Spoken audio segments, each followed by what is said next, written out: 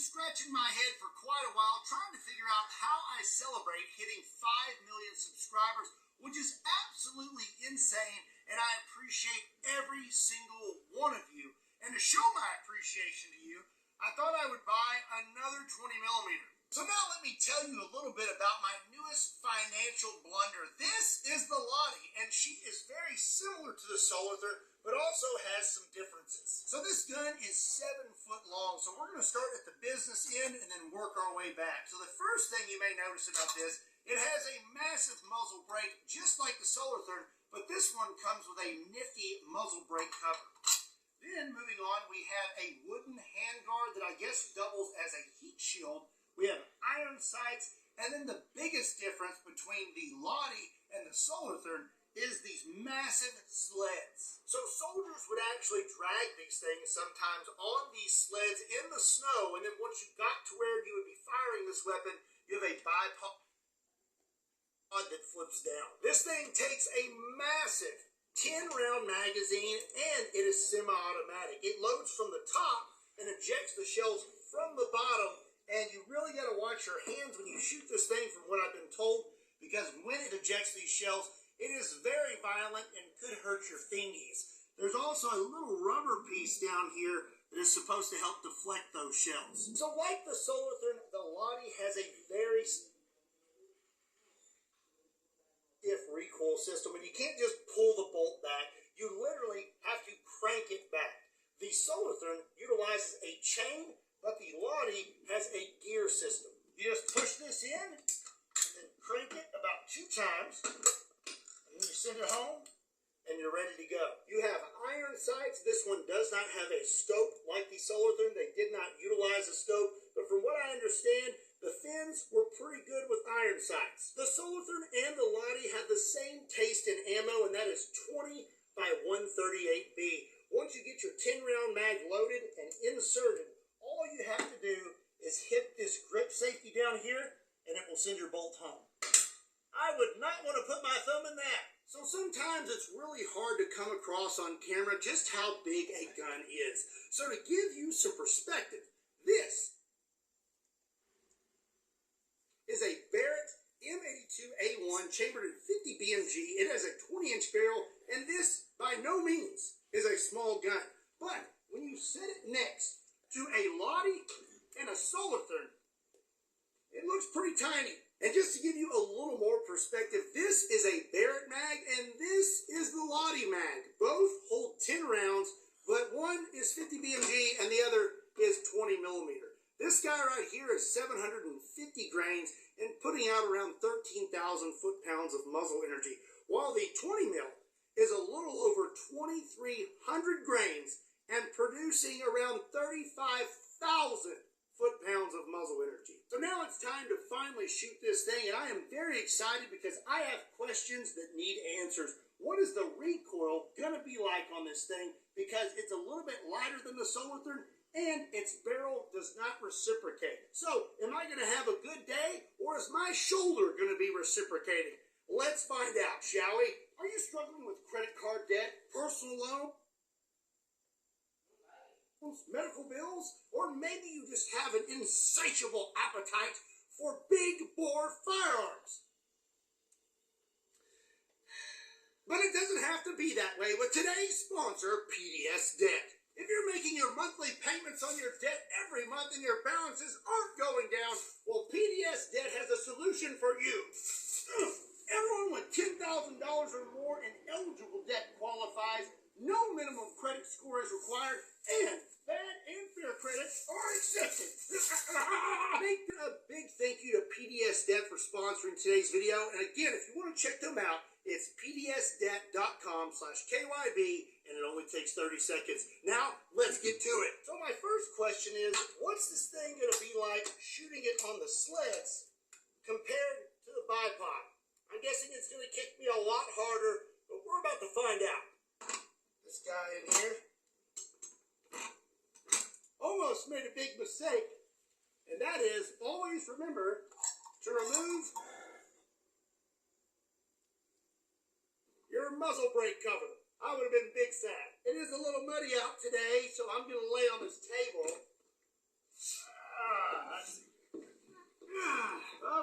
go ahead and send our bolt home. So we do have one in the chamber.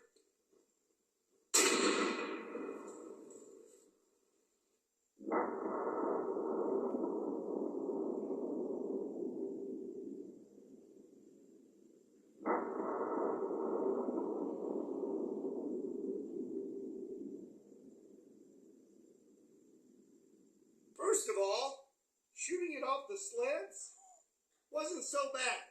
Second of all, if you notice right there, there is quite the crater in the ground, and my brass is full of dirt, and that is why you don't put your hand there when shooting the lottie. And it looks like I removed quite a bit of dirt from my berm. So now that I know that this thing is fairly safe to shoot, I'm going to lose the Premier Body Armor helmet and just switch back to my hat. And now we're going to let down this bipod and see how bad the recoil is with that. Now the sleds weren't that bad, so I bet this will make it even better. So this is a two-step process. Pull this and lets it down, and then I should be able to pull this and rock this whole thing. Uh-oh.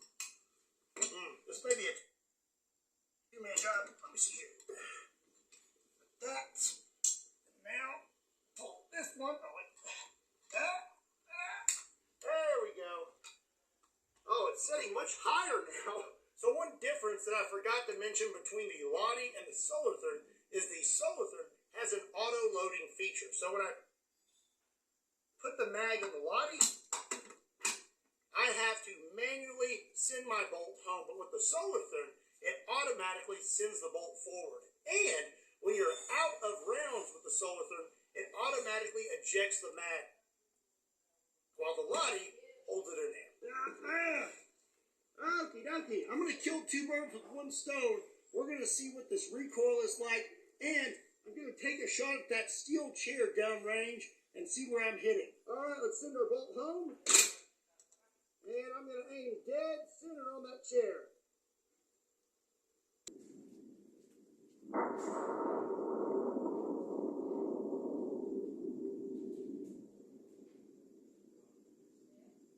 Okay, I'm going to say that the bipod is definitely better than the sleds. I barely even felt that. She, not me kicking. The iron sights on the Lottie are offset to the left. I was aiming dead center, and as you can see, I hit about 4 inches to the right, which makes sense. So if I want to hit something with this thing, I need to be aiming about 4 inches to the left. So now we know that the Lottie will fire at least one shot at a time, and we know that the bipod helps with recoil better than the sleds. But this is a semi-automatic 20mm anti-tank gun, and it holds 10 rounds. So can we get multiple shots without the gun malfunctioning? So up next, I'm going to take 3 shots and see if we can get all 3 to go off without the gun getting a jam. And at the same time, we're going to perform an experiment. According to the slow-mo, the muzzle blast on this thing is pretty wicked. So I want to know what would happen if you were a little too close to that muzzle. Okay. I would not want to be him right now. All right. First shot, here we go.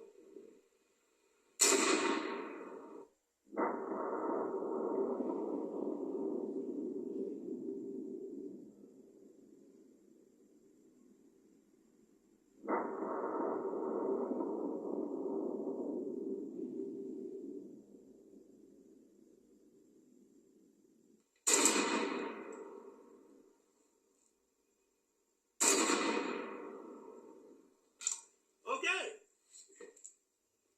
Looks like this thing is functioning properly. We were able to run through 3 rounds and no jams. So I learned 2 things. 1, my Lottie is functioning properly. And 2, you don't want to be too close to a muzzle brake of a 20mm. This dude is messed up. I mean, he looks like Predator now. I'm going to say that that Lottie right there is nothing to shake a stick at.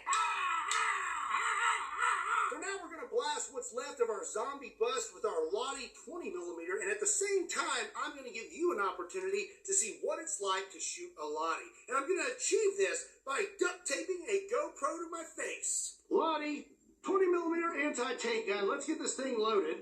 So, first, you crank this thing.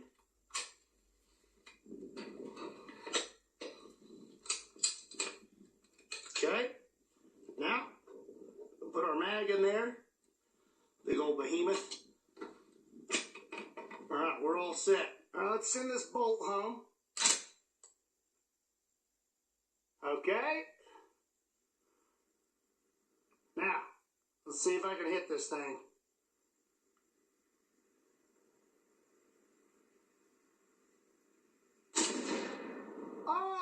Okay, I would say that we hit it.